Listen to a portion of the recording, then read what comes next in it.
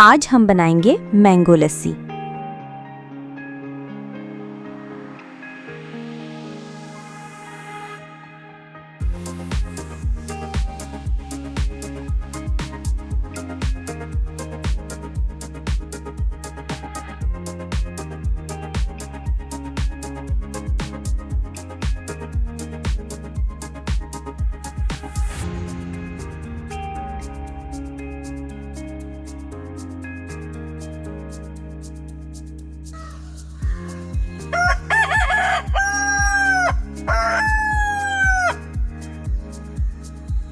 Blender में शामिल करें आम 1 कप, दही 1 कप,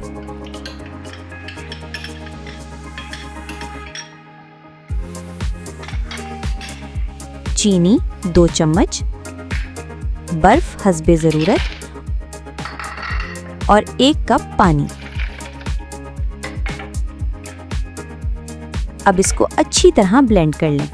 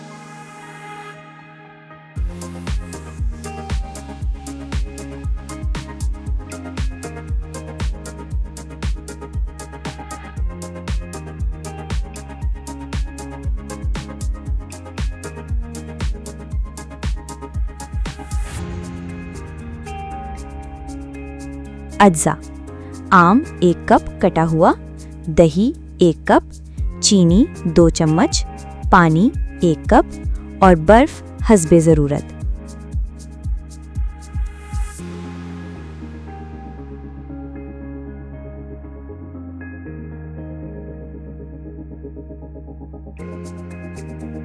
थैंक्स फॉर वॉचिंग।